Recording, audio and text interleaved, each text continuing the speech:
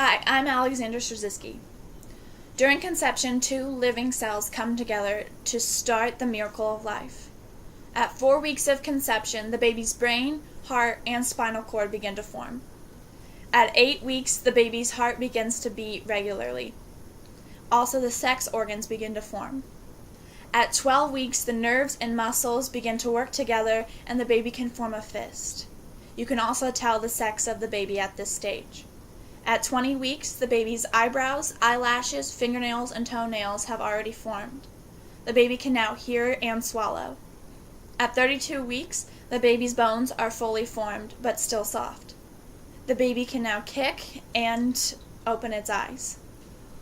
At 37 weeks, the baby's organs are ready to function on their own. The baby is considered full term and ready to be released into the world. The life begins at conception, and that's why the United States Supreme Court should make abortion illegal.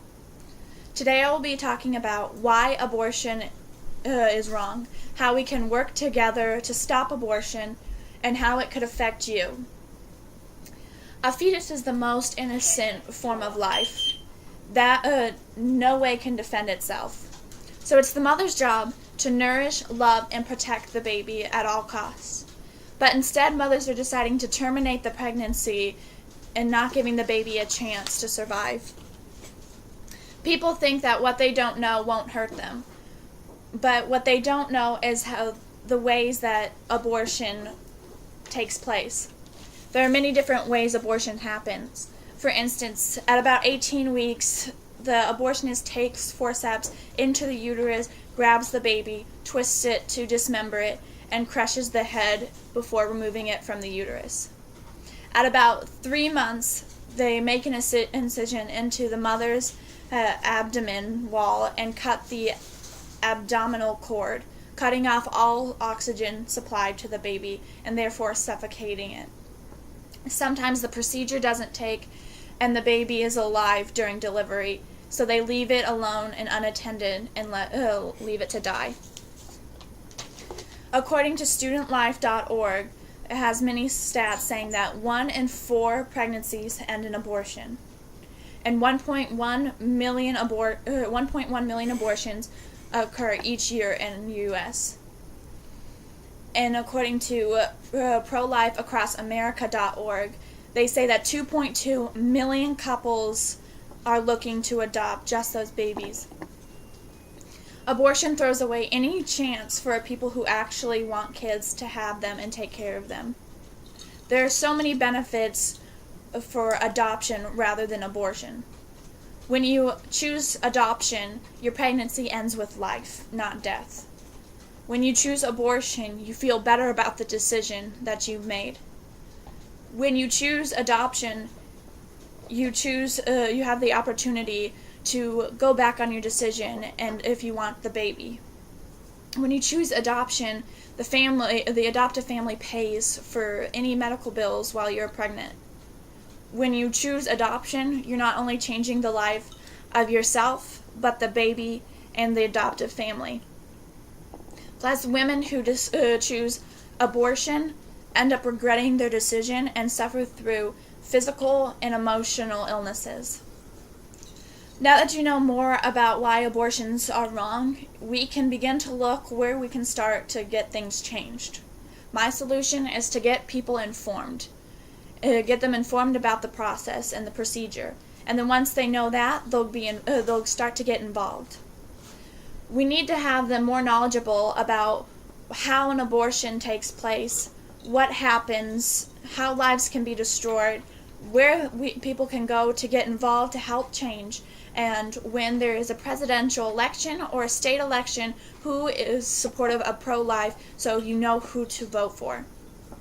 Once people know all of this, we can start working together, and psoriasis.org states that citizens can start working with elected officials to start a bill.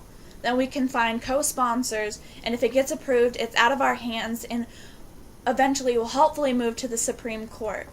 And if it doesn't take the first time, then we'll do it again and again till we get it right. most people don't think about abortions because they don't realize how it may affect them. But what they need to realize is that making abortions illegal will save millions and millions of lives each year. It'll also reduce the depression rate in women who have abortions and in the fathers of aborted children. Also, if abortion is legal, then people will start to choose adoption and won't have the effects like abortion would on the uterus. Therefore, if women wanted to have children later on, they would be able to conceive later in life. Also, think of the lives that would be saved from being aborted. It could be the next president, or the person who discovers the cure for cancer, or it could be the person who changed the world, the person you fall in love with, the person you married and have children with, or it could even have been you.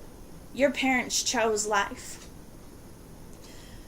In conclusion, I discussed with you today how abortion is murder, how everyone should get involved to help change the law, and how people will later benefit in ways they never thought they could. And if you don't know how to get involved, there are many different ways. You can go to websites like prolifeaction.org and look at ways there to get involved. You can pass out pro-life pamphlets for more people to get knowledge on the situation. You can start a pro-life club at schools or at your church. You can sign petitions online. You can write letters to your local government or state government. You can also attend pro-life rallies in Washington, D.C., or if that's too far for you, you can even start out with something simple like a pro-life rally in Topeka. So, to sum up, life is the most precious gift that we have been given, and it's time to start to show how much we appreciate it. Thank you.